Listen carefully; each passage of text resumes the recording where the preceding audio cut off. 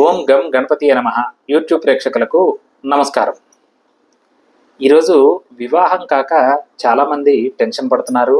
చాలామంది తల్లిదండ్రులు కూడా టెన్షన్ పడుతున్నారు. చాలామంది వివాహం కోసం ఎదురు చూస్తున్నారు. ఎన్ని ప్రయత్నాలు చేసినా కానీ వివాహం కావట్లేదు. మేము ఎన్నో గుళ్ళకి వెళ్ళామండి, ఎన్నో చోట్ల చేసామండి, ఎన్నో పూజలు చేయించామండి, వివాహం జరగట్లేదు. మరి ఏం చేయాలండి? ఏం చేస్తే తొందరగా వివాహం అవుతుంది అని అంటే నేను చాలా క్లియర్గా చెప్తున్నానండి. మీరు పూజలు చేయించడం ద్వారా ఏం జరుగుతుంది అని అంటే మీ జాతకంలో ఉన్నటువంటి దోషాన్ని, వివాహ దోషాన్ని తీయగలుగుతున్నారు.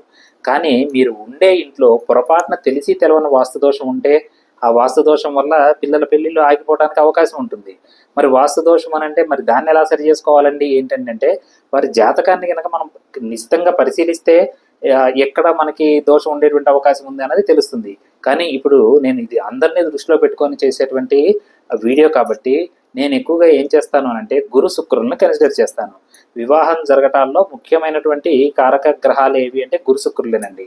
కాబట్టి ఈ గురు శుక్రులకు సంబంధించిన రెమెడీస్ చేసినప్పుడు చాలా మందికి వివాహాలు జరిగినాయి. గతంలో నేను చేసిన ప్రతి వీడియోకి కనీసం తక్కువలో తక్కువ 2-3 కామెంట్స్ ఉంటాయండి. మీరు ఒకసారి వెళ్ళి నా వీడియోస్లోకి వెళ్ళి మీరు పరీక్షించండి. చాలామంది మీరు చెప్పిన రెమెడీ చేశామండి, వివాహం జరిగింది అని చెప్పేసి నాకు కామెంట్స్ పెట్టేవాళ్ళు చాలామందే ఉన్నారు. అంటే ఈ వీడియోల వల్ల చాలామందికి వివాహాలు జరుగుతున్నాయి అని చెప్పి తెలిసి నేనేం చేస్తున్నాను అంటే నేను ఏదో ఒక రకమైన రెమెడీ, మంచి పవర్ఫుల్ రెమెడీ, అందులో మీరు కొంత ఈజీగా చేసుకోగలిగినటువంటి రెమెడీస్ ఇవ్వడానికి నేను చాలా వరకు ప్రయత్నం చేస్తూ ఉన్నానండి.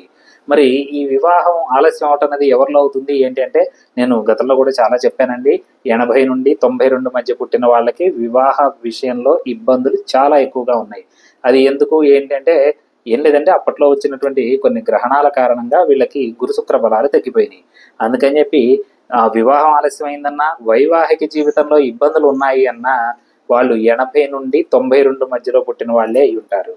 అలానే ఇదే కాకుండా ఉద్యోగం విషయంలో ఇబ్బందులు పడుతున్న వారు ఎవరైనా ఉన్నారా అంటే వారు కూడా సేమ్ 80 నుండి 92 మధ్యలో పుడుతున్న వారే ఉన్నారు. మరి 92 తర్వాత పుట్టిన వాళ్ళు ఈ రెమెడీ చేయకూడదంటే శుభ్రంగా చేసుకోవచ్చండి. ఇది వివాహం కావలసిన వాళ్ళు చేసుకోవచ్చు. ఒకవేళ వివాహం కావలసిన వాళ్ళు ఏదన్నా ఇప్పుడు ఈరోజు రేపు అందరూ కూడా పిల్లలందరూ కూడా బిజీగానే ఉంటున్నారు. వాళ్ళ యొక్క ఉద్యోగాల రీత్యా, వాళ్ళ యొక్క దీని రీత్యా ఎవరు ఏది మనం చెప్తే చేసే పరిస్థితులు లేరు. మరి అలాంటప్పుడు ఎవరు చేయొచ్చండి? తల్లిదండ్రులు చేయొచ్చు. రక్త సంబంధీకులండి. మీ కుటుంబంలో ఉన్న రక్త సంబంధీకులు ఎవరైనా సరే నేను చెప్పినటువంటి రెమెడీస్ చేయొచ్చు.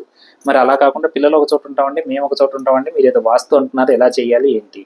తల్లిదండ్రులు ఉండే ప్లేసుల్లో నేను చెప్పింది చెయ్యండి. మీకు ఖచ్చితంగా మంచి రిజల్ట్స్ వస్తాయి. మరి ఈ గురు శుక్ర బలాలను ఎలా పెంచాలండి? చాలా సింపుల్గా చెప్తాను చూడండి. ఏం లేదండి, మీరు మొదటగా ఒక గురువారం రోజు నాడు ఇది మొదలు పెట్టండి. చాలా బాగుంటుంది.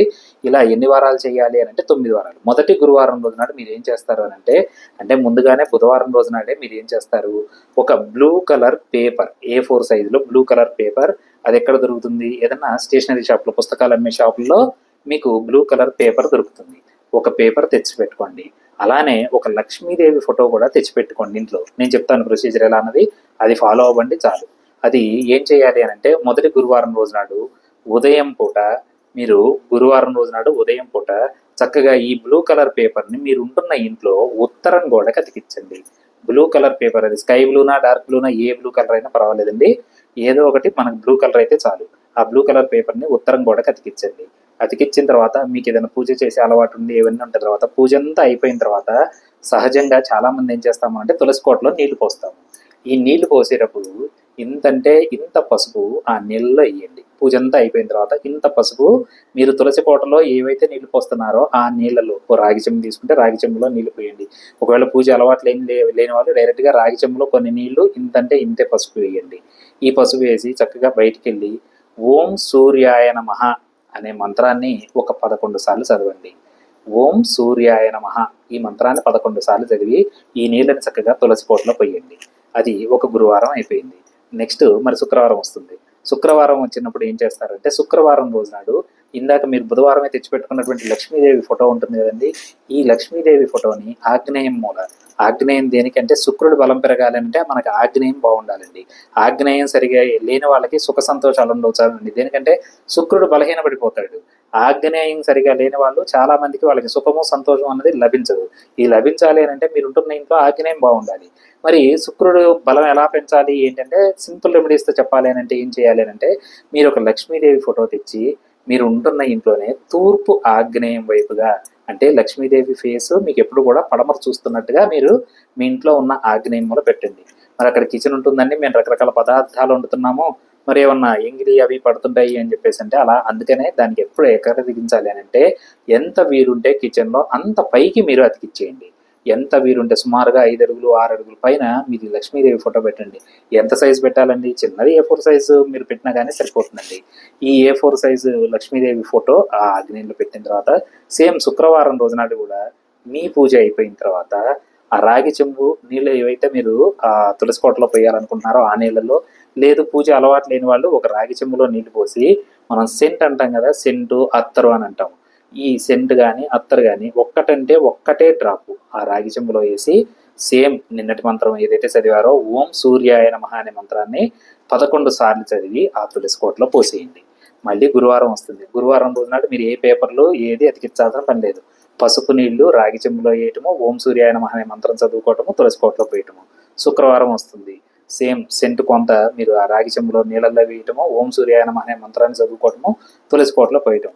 ఇలా 9 గురువారాలు 9 శుక్రవారాలు చేసిన వారికి మంచి ఫలితాలు వస్తాయి. గురు శుక్రులు బాగుపడతారు, ఇంట్లో సుఖ సంతోషాలు ఉంటాయి, పిల్లల పెళ్ళిళ్ళు సెట్ అవుతాయి. కాబట్టి ఈ రెమెడీ చేసి చూడండి, మీకు తప్పనిసరిగా రిజల్ట్ వస్తుంది.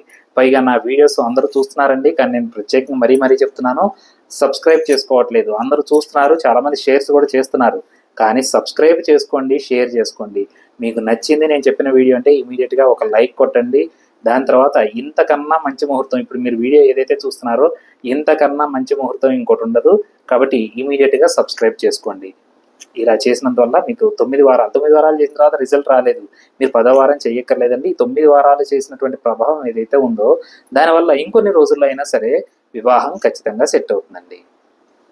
నమస్కారం.